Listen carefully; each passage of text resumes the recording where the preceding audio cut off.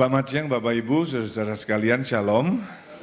Selamat datang di ibadah ini, kiranya Tuhan memberkati kita sekalian. Mari Bapak Ibu, saudara-saudara, kita membuka Alkitab kita yang terambil di dalam, hari ini saya akan membawa tentang tema melihat konflik, melihat salib dalam konflik. Galatia pasal yang kedua, mari kita membuka Alkitab kita. Galatia pasalnya yang kedua. Galatia pasal yang kedua ayat yang ke-19. Saya akan membacakan ayat 19 dan ayat 20, lalu kita akan membaca sekali lagi bersama-sama ayat 19 dan 20 ini.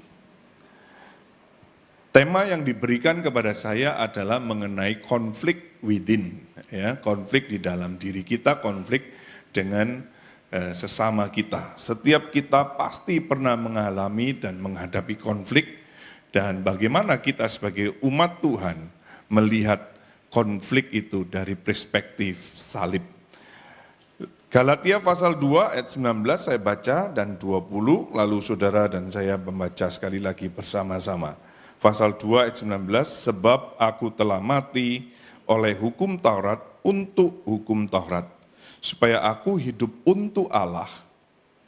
Aku telah disalibkan dengan Kristus, namun aku hidup, tetapi bukan lagi aku sendiri yang hidup, melainkan Kristus yang hidup di dalam aku, dan hidupku yang kuhidupi sekarang di dalam daging adalah hidup oleh iman dalam Anak Allah yang telah mengasihi aku dan menyerahkan dirinya untuk aku. Kita baca sama-sama mulai dari 12, 2, 3.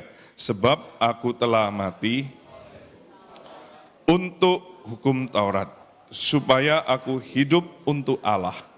Aku disalibkan dengan Kristus, namun aku hidup.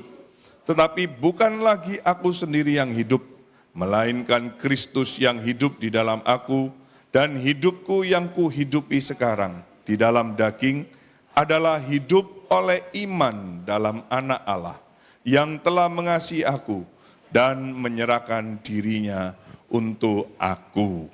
Bapak Ibu, saudara-saudara, abaikan HP saudara untuk sementara dan kita akan fokus kepada firman Tuhan. Mari kita berdoa. Bapa di dalam surga, kami sudah membaca firman-Mu.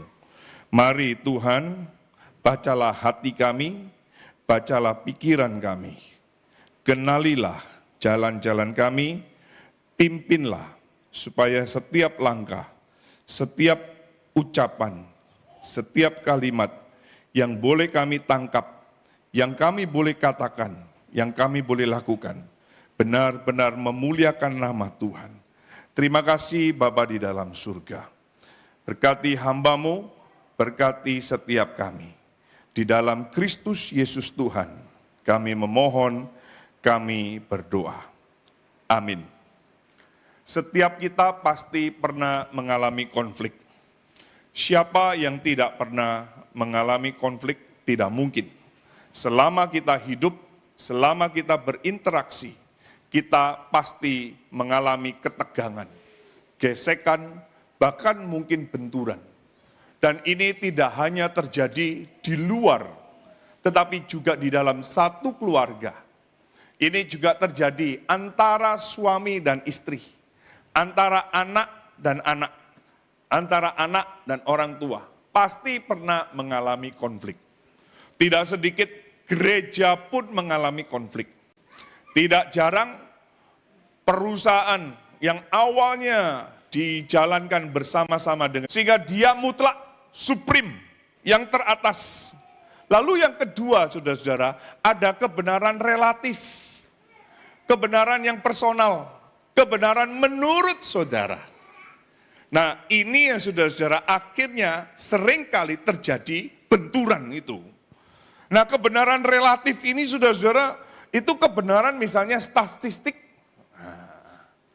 kebenaran menurut angka, survei membuktikan.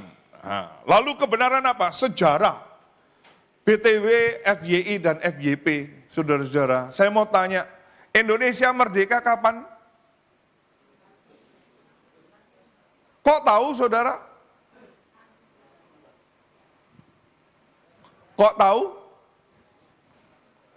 Sejarah. Dari mana saudara tahu sejarah? Orang. Nah. Saudara pernah tahu? Saudara pernah ada di situ?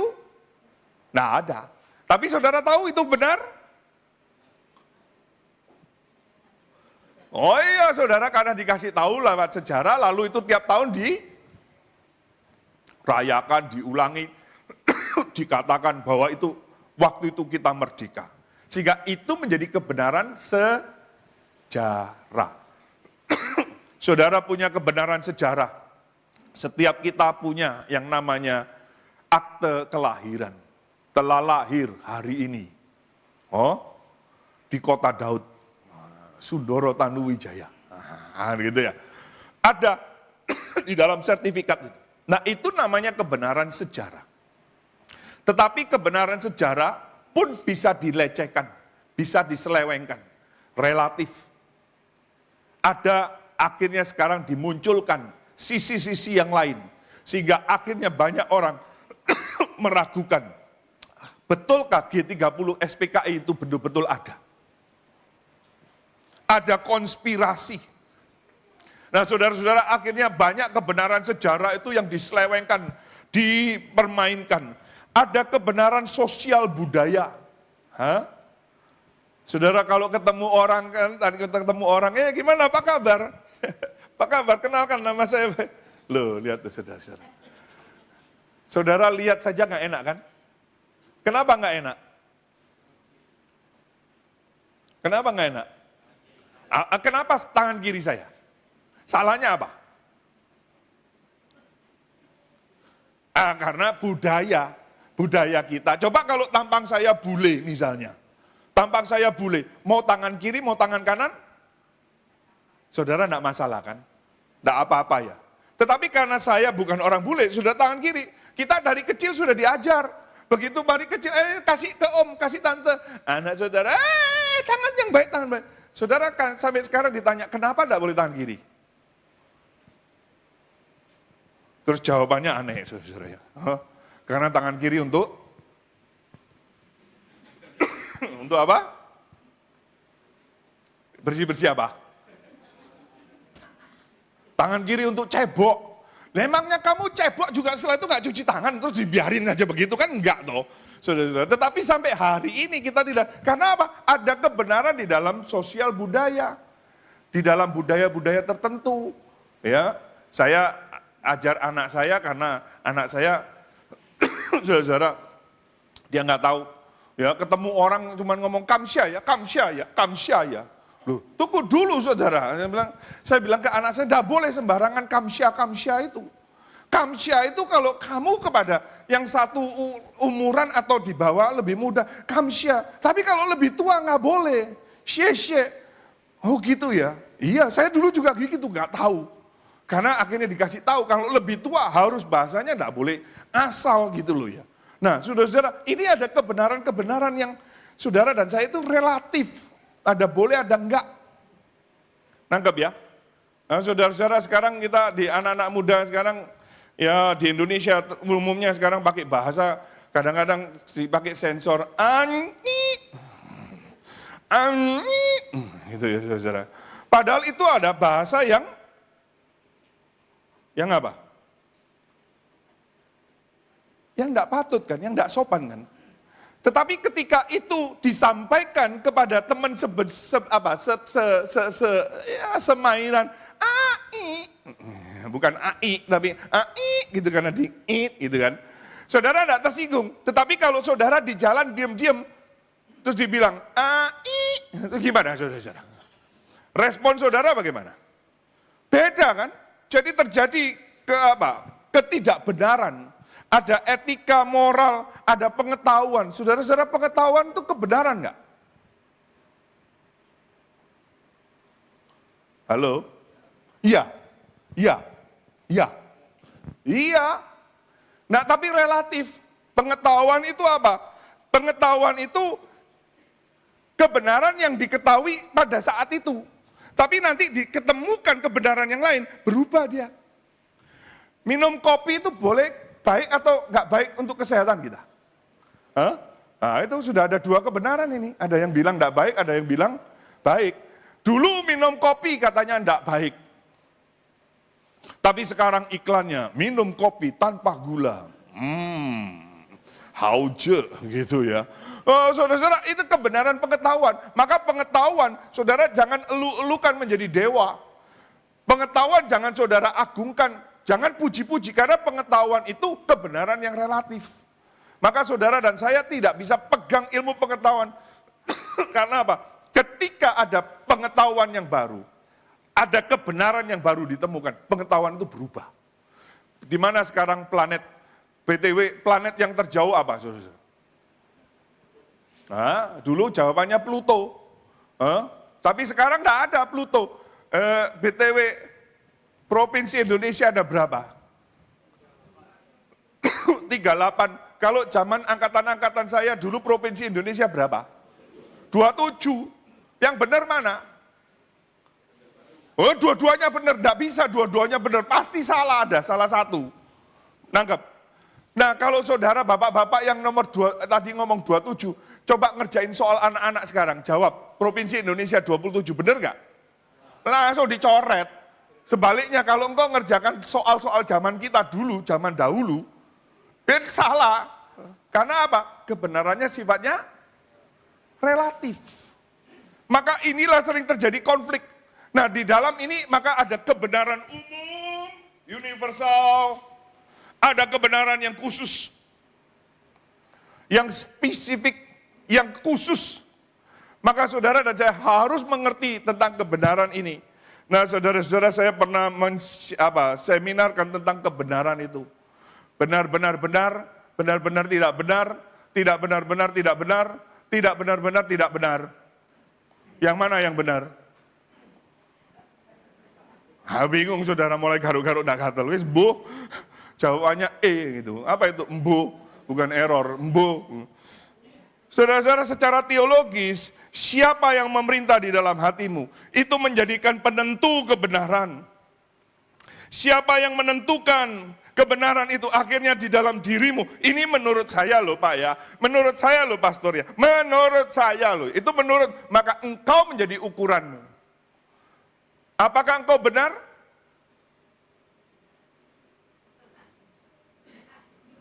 Siapa yang di sini tidak pernah buat kesalahan? Saya pun tidak berani angkat tangan. Siapa merasa diri tidak benar?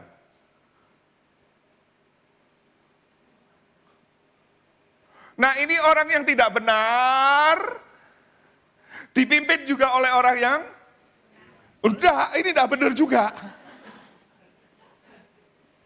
Maka bagaimana saudara tidak menghadapi konflik? Saudara sendiri tidak benar, lalu memimpin orang yang tidak benar. Bagaimana orang yang tidak benar memimpin orang yang juga tidak benar? Maka disitulah terjadi percaturan politik dan percaturan dunia persilatan. Antara Butong Pai dan Shaolin Pai. Sehingga masing-masing mengeluarkan jurus-jurusnya. Lalu siapa yang benar? Lalu muncul lagi, ya sudahlah, kamu salah. Yang benar siapa? Dia. Lalu enggak, kamu juga salah. Lalu yang benar siapa? Dia. Siapa yang benar? Sudah. Enggak ada yang benar, enggak ada yang salah, damai di bumi, damai di surga. Ini termasuk atau masuk di dalam orang yang sekarang di dalam postmodernisme. Kebenaran itu relatif. Maka terjadi benturan saudara-saudara. Tapi Alkitab mengatakan siapa yang memerintah hatimu, disitulah engkau akan menemukan kebenaran. Di mana hartamu berada, di situ hatimu. Jikalau Tuhan memerintah hatimu, maka kebenaran Tuhan yang akan menerangi. Dan kebenaran itu akan benar-benar memerdekakan engkau. Kalau itu kebenaran yang dari Tuhan. Maka Bapak Ibu saudara-saudara, Bapak Gereja Agustinus mengatakan bahwa akar dari setiap konflik adalah kesombongan, saudara-saudara. Turunkan akar daripada konflik itu, kesombongan manusia, superbia. Kenapa? Karena manusia tidak mau meninggikan, tidak mau merendahkan dirinya. Dia mau meninggikan dirinya. I am the law. I am Lord. I am God. Sayalah Tuhan. Sayalah hukum. Saudara, Donald Trump salah satunya orang yang mengatakan, I don't care about international law. I am the law. Maka semua orang akhirnya pusing, rame-rame beli emas. Wah, Mas Toyo, Mas Harto, Mas Sutanto, Mas semua dibeli semua, saudara. Semua gara-gara apa? Dia mengatakan, I am the law. Saudara-saudara, ini menjadi kekacauan dan ini mengancam dunia, sedang diancam dengan perang dunia ketiga.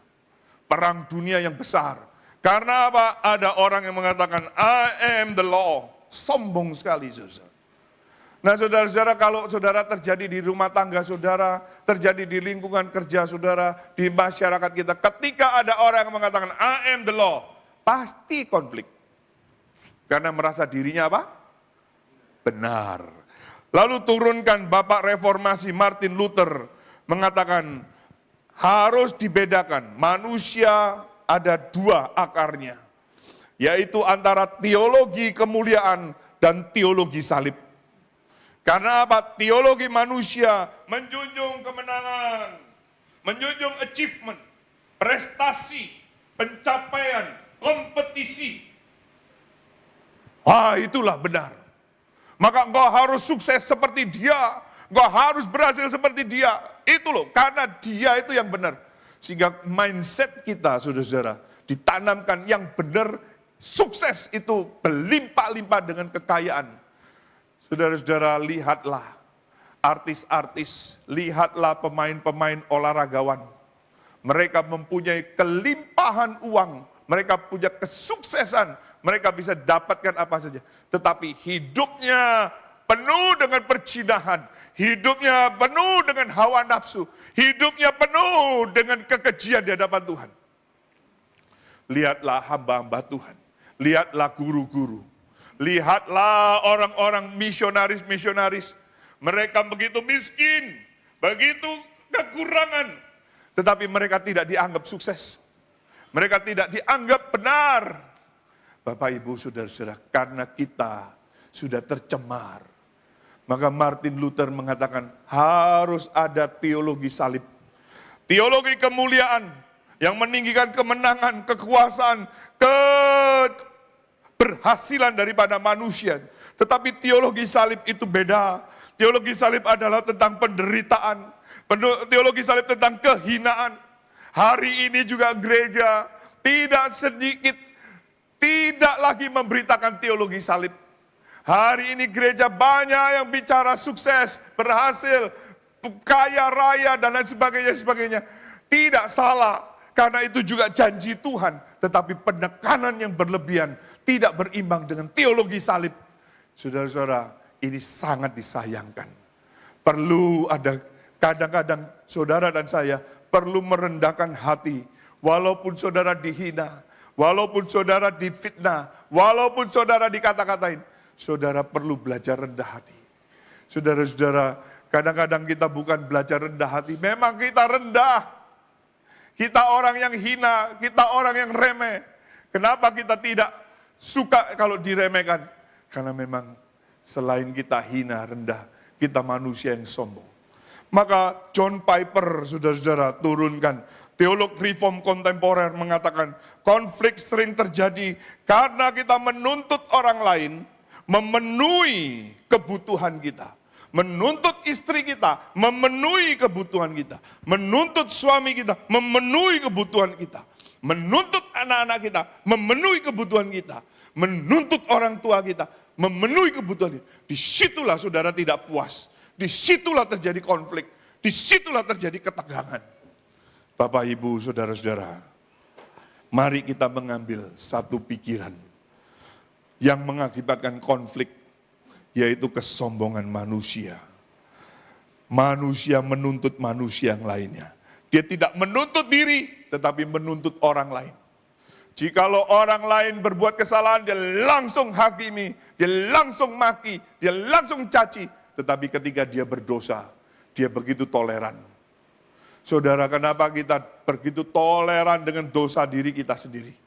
Tetapi begitu jahat seperti orang-orang Farisi. Ini guru, dia ketahuan berzina dan menurut hukum dia harus dilempari batu. Tuhan jawab apa? Siapa yang di sini tidak berdosa? Lempar batu yang paling awal. Satu persatu meninggalkan perempuan itu. Saudara lihat nanti di Alkitab. Satu persatu meninggalkan. Mulai dari yang tua. Karena yang tua sadar dirinya lebih banyak membuatkan kesalahan daripada yang muda. Yang tua sadar lebih banyak dosanya daripada yang muda. Saudara-saudara, akhirnya satu persatu pergi, satu persatu. Tuhan Yesus mana? Loh, kemana mereka? Tidak ada. Mereka tidak hukum kamu. Aku pun tidak menghukum kamu. Jangan berbuat dosa lagi. Saudara-saudara, di situ kita menemukan teologi salib, perendahan diri. Di situ kita melihat pelajaran yang indah. Bapak, Ibu, saudara-saudara, Yakobus 4 ayat 1-2 mengatakan, dari mana datangnya sengketa? Kita baca saja, saudara-saudara. Yakobus 4. Mari kita lihat, Yakobus 4. Tolong Jose bantu saya baca. Yakobus 4 ayat 1 dan 2. Ya. Pertama, dari manakah datangnya sengketa dan pertengkaran di Dari antara mana kamu? datangnya? Sengketa dan pertengkaran di antara kamu. Bukankah datangnya dari hawa nafsumu yang saling berjuang di dalam tubuhmu? Ayat 2, kamu mengingini sesuatu, tetapi kamu tidak memperolehnya. Lalu kamu membunuh. Kamu iri hati. Tetapi kamu tidak mencapai tujuanmu. Lalu kamu bertengkar. Konflik. Kamu berkelahi. Konflik. Kamu tidak memperoleh apa-apa karena kamu tidak berdoa. Maka Bapak, Ibu, saudara-saudara, belajar jangan menuntut orang lain. Belajar menuntut diri. Belajar menuntut diri dengan Tuhan. Jangan menuntut Tuhan, tetapi menuntut diri bagaimana di hadapan Tuhan. Ini yang paling penting. Sehingga saudara dan saya meminimalisir konflik itu. Nah, Bapak, Ibu, saudara-saudara, mari kita lihat bagaimana yang namanya melihat daripada salib itu. Agustinus mengajarkan bahwa salib itu obat kesombongan. Kenapa? Karena manusia sombong, tetapi salib justru merupakan obat. Turunkan yang tadi, betul. Saudara-saudara, salib adalah obat bagi manusia. Karena apa? Karena manusia harusnya di situ. Saudara dan saya harusnya di situ. Tetapi kenapa Kristus yang harus mati? Karena dia menggantikan posisimu dan posisiku. Saudara dan saya harusnya dihukum. Karena siapa yang tidak pernah berdosa di dalam kalimat, dalam ucapan, tetapi Kristus sudah menanggungnya. Dia tidak bersalah apa-apa. Dia tidak pernah melakukan kejahatan apa-apa. Tetapi dia harus menanggung supaya engkau tidak binasa. Barang siapa yang percaya, dia beroleh hidup yang kekal. Dia menderita supaya engkau diberkati. Dia mengalami sengsara supaya engkau mengalami kelimpahan daripada Bapa. Dia mati supaya engkau hidup. Supaya engkau boleh memanggil dia Abba, ya Bapa.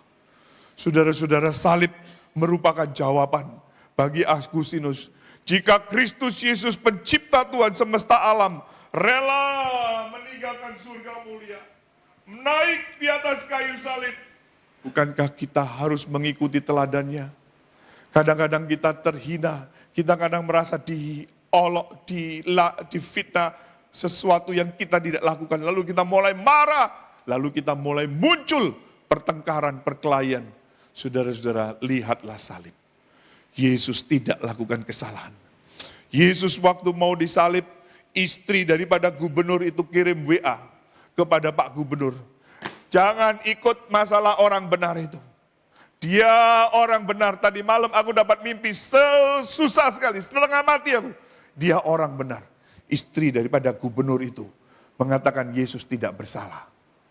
Lalu Pilatus suruh kirim ke siapa? Herodes. Herodes akhirnya mengatakan, engkau Yesus itu, engkau yang biasa melakukan mujizat, sekarang aku mau lihat mujizat. Tuhan mengatakan, enggak. Tuhan tidak menunjukkan mujizat apa-apa. Lalu Herodes balikkan ke Pilatus. Kembali, aku tidak menemukan kesalahan. Saudara-saudara, Yesus tidak ditemuin kesalahan. Lalu Pilatus mengatakan, aku tidak menemukan kesalahan yang setimpal dengan hukuman mati. Gubernur Pilatus juga mengatakan dia tidak bersalah. Saudara-saudara, waktu Yesus disalib, kapolseknya ada di bawah kaki salib. Dia pengalaman menyalibkan orang. Dia punya pengalaman berkali-kali menyalibkan orang. Orang yang disalib pasti caci maki. Orang yang disalib pasti marah-marah. Tetapi Yesus mengatakan, Bapa, ampunilah mereka karena mereka tidak tahu apa yang mereka perbuat. Sehingga kapolseknya mengakui, ini sungguh anak Allah. Yesus salah apa? Waktu dia disalib di tengah-tengah preman. Dia menempati posisi yang paling tengah, diapit oleh preman. Saudara-saudara, kalau di sini ada yang preman, saudara-saudara, kalau mengerti dunia kepremanisme, preman itu akan takluk kalau ada yang lebih kuat, betul nggak? Kalau ada yang lebih ditakuti, dia akan takluk. Tapi kalau enggak, dia akan merasa sombong. Sehingga preman ini mengatakan, kamu preman di mana? Saya tidak pernah lihat di Simpang GM. Di Simpang mana kamu? Karangmenjangan kah? Saya tidak pernah lihat kamu. Di Tunjungan kah? Saya tidak pernah lihat kamu. Kamu dari pasar mana? Yesus tidak pernah ini terkenal. Tetapi preman yang satu mengatakan, bro, kita ini memang orang jahat, tapi dia ini tidak melakukan kesalahan. Kita layak mati. Tetapi dia mengatakan, ingatlah engkau akan aku kalau engkau sudah ada di dalam kerajaan. Saudara-saudara, murid-murid diajar bertahun-tahun, 3,5 tahun bersama Yesus, tidak mengerti kerajaan surga. Bahkan mungkin jemaat di sini tidak mengerti kerajaan surga sekalipun sudah Kristen lama. Tetapi ini preman di tengah-tengah disalib menderita. Dia mengerti tentang kerajaan Allah. Dia mengerti inilah raja yang akan datang itu.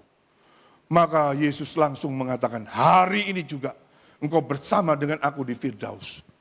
Saudara mau ngomong apa lagi? Istri gubernur, preman. Terus siapa lagi? Kapolsek menyatakan Yesus apa? Tidak bersalah. Siapa lagi? Yudas yang menjual Yesus. Mengembalikan uangnya, dia mengatakan, aku berdosa menyalahkan orang yang tidak bersalah itu. Dia sadar Yesus tidak bersalah. Dan saudara-saudara, orang-orang ahli Farisi mencari saksi-saksi dusta karena tidak ditemukan kesalahan daripada Yesus. Saudara masih meragukan Yesus. Saudara masih melecehkan Yesus. Dia adalah orang yang tidak bersalah. Tapi kenapa dia mati? Pemberontakanmu dan pemberontakanku lah yang dia tanggung. Maka ketika engkau melihat konflik, engkau sedang dihadapkan konflik, belajar lihat salib. Dia tidak salah. Dia tidak salah. Kembali lagi kita, kenapa konflik terjadi? Karena merasa benar. Saya benar. Tanahku yang diserobot, milikku yang diambil. Saya benar. Belajar lihat konflik. Lihat salib. Waktu engkau menghadapi konflik, lihat salib.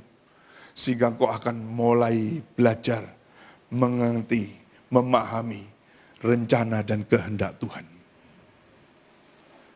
Dia harus hina sebelum dia dipermuliakan. Kemuliaan itu tidak bisa tanpa ada kehinaan. Bapak, Ibu, saudara-saudara, mari kita belajar hal ini. Dan kiranya ini menolong kita, membawa kita mengerti rencana Tuhan. Martin Luther mengatakan, saudara-saudara, salib itu kemuliaan. Salib adalah kehinaan. Yes, bagi orang yang tidak mengerti keselamatan, ini kebodohan. Tetapi bagi kita orang yang diselamatkan, ini adalah hikmat kuasa Allah yang maha besar. Yang menyelamatkan engkau dan aku. Bapak, Ibu, saudara-saudara, dari sini kita belajar. Jika Anda sedang dalam konflik, coba tanya 3 hal ini. Jikalau saudara ada dalam konflik, coba tanya, introspeksi, berdoa baik-baik. 3 hal ini. Apakah saya sedang mempertahankan harga diri saya? Atau saya sedang memuliakan Tuhan?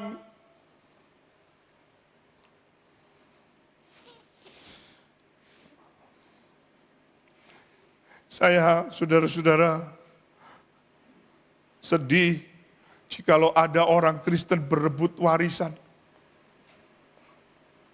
Siapa yang memperebutkan? Saudaranya sendiri, kakak sama adik. Berebut warisan. Lalu yang satu mengatakan, aku yang berhak. Aku yang lebih tua. Yang satu juga mengatakan, aku yang berhak karena mama pernah ngomong begitu. Papa pernah pesan begitu. Aku yang benar. Aku yang benar. Akhirnya mereka saling masuk ke ranah hukum. Saling tuntut menuntut. Saya sedih, saudara-saudara. Kadang-kadang istri yang dulu suap-suapan, yang dulu puji-pujian, yang dulu mengatakan engkau tulang dari tulangku, engkau daging dari dagingku. Tetapi akhirnya saudara-saudara saling caci maki. Anjing kau, kuciang kau, lebah kau. Dulu ayang, love, baby, babe. Apa lagi? Sekarang bukan baby, tapi itu sudah. Saya nggak tega ngomong, ada yang tega ngomong, saudara. Dulu suap-suapan, sekarang saling tuntut di muka hukum. Maka coba tanya, apakah saya mau menerima ketidakadilan? Ini tidak adil, Sundoro. Saya tidak salah. Saya tahu kau tidak salah. Tapi saya mau bertanya, Kristus salah apa?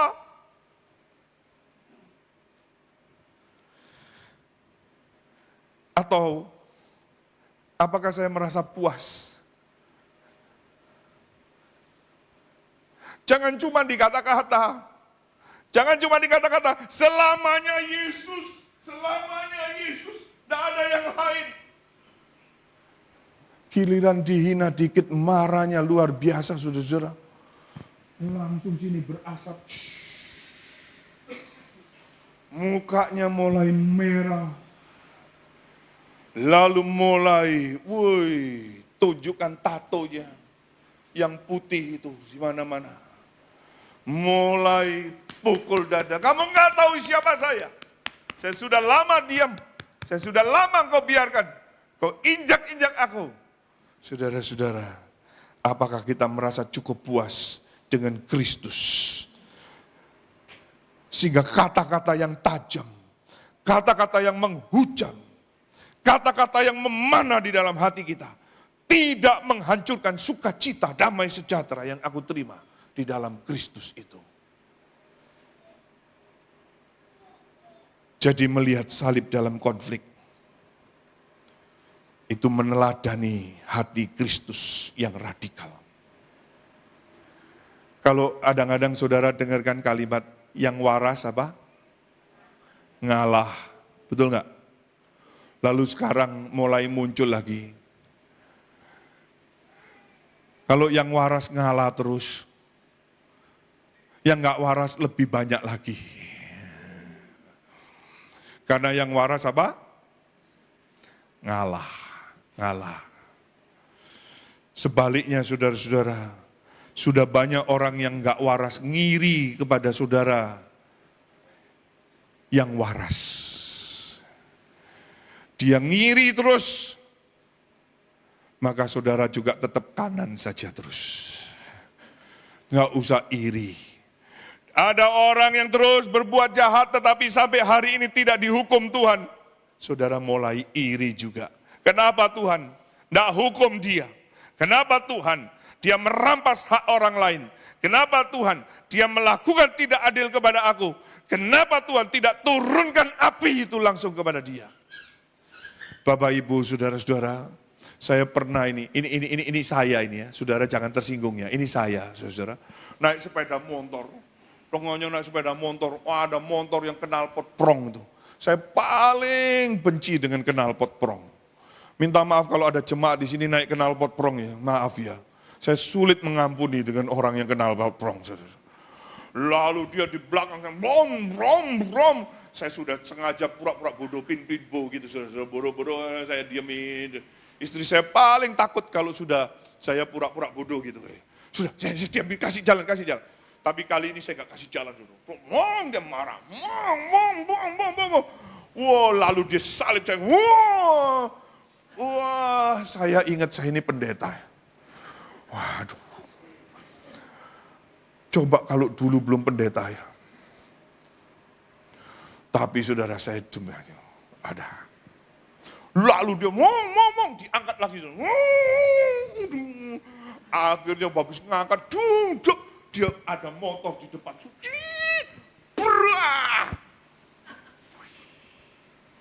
Saudara kalau lihat begini gimana hatimu? Hah?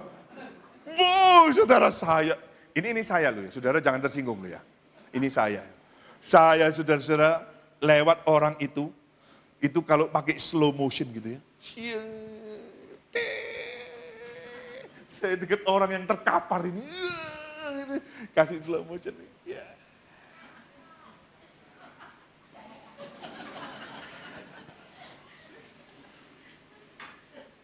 Lu rupanya saudara juga ya. Langsung slow motionnya dijalani lagi. Saya lega. Seneng pol saudara-saudara. Karena pembelasan itu apa? Langsung saudara-saudara.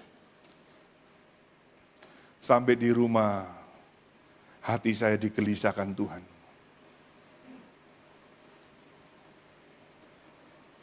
Itukah hamba Tuhan? Itukah orang Kristen? Kalau mau salib, antingmu salib, mungkin jidatmu juga salib, rumahmu pasang salib, kau cerita tentang salib, tetapi kenyataannya ada orang yang sedang terkapar. Kamu bilang apa? Termasuk saudara yang ngomong itu sekarang. Saudara di gereja masih ngapok-ngapoin orang yang lagi terkapar. Bukannya saya berhenti menolong. Bukannya saya membantu. Aduh nak, makanya lain kali hati-hati. Tidak, saudara-saudara. Pakai slow motion. Nggak berani ngomong, saudara. Nggak berani ngomong. Itu yang saya lakukan, saudara. Rasa bersalah itu sampai hari ini terus ada di dalam diri saya. Rasa bersalah. Maka saudara, mari sekali Yesus, selamanya Yesus termasuk di dalam kerendahan hatinya. Menemukan Allah dalam kehinaan, dalam pengampunan. Saudara-saudara, lalu merasa cukup hanya Kristus, tak mau yang lain. Hanya Kristus. Kadang-kadang waktu ada orang-orang menghina Kristus, aduh, saya pun ingin melakukan pembalasan. Tetapi saya ingat salib Kristus. Jikalau engkau anak Allah, turun. Kau pikir Yesus tidak bisa turun dari salib? Dia dari surga turun. Cuma dari salib, cuma beberapa meter. Masa tidak bisa salib? Bisa turun? Saudara ikut sekolah minggu? Pernah ikut sekolah minggu? Pernah ikut sekolah minggu kan? Kalau Yesus, kita pakai bayangan sekolah minggu ya. Yesus kerahkan kekuatannya. Powernya dikeluarin. Energinya dikeluarin. Lalu pakunya.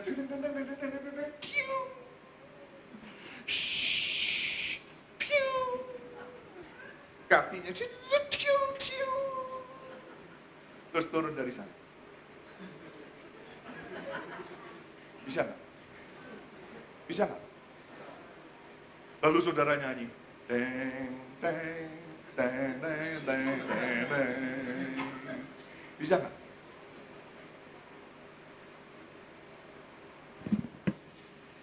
Chill. Tapi kalau dia turun dari salib, engkau tidak ada pengharapan. Engkau dan aku akan mati selama-lamanya. Dia mati, dia rela meninggalkan surga mulia. Supaya kau bisa kembali kepada Bapa di surga. Masihkah engkau tidak mau berdamai dengan musuh-musuhmu. Di sini tadi saya perhatikan ada doa malam, ada doa puasa, ada doa reli.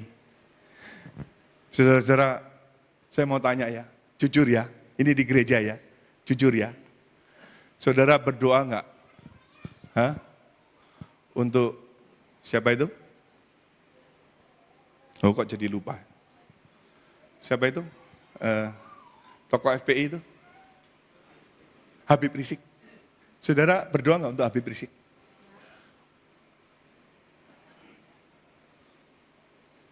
Ada yang jawab, saya berdoa, Pak. Lalu apa yang kau doakan? Biar petir menyambar.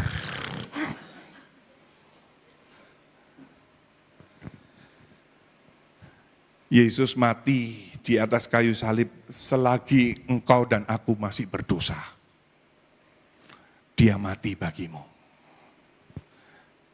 Tuhan mengatakan doakanlah musuh-musuhmu. Pernah gak kita mendoakan Habib Rizik? Kalaupun pernah, saudara apa yang doakan? Hah? Tuhan datangkanlah dia ke GBT Genesis. Mau gak? Wes ketakutan disik kan? Padahal dia datang mau kesaksian. Ini coba bagaimana saudara? Oh, saudara Paulus Tuhan tangkap. Dia adalah pembunuh. Dia tidak mau jadi Kristen, bahkan dia mau menghabiskan kekristenan.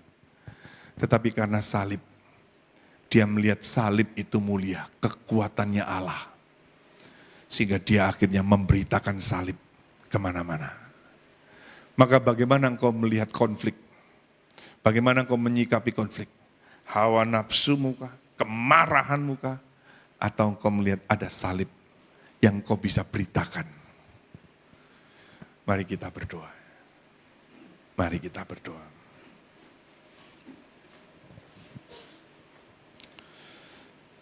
Pastor Ishak, bolehkah pimpin kita di dalam doa untuk firman Tuhan yang boleh kita dengar bersama-sama?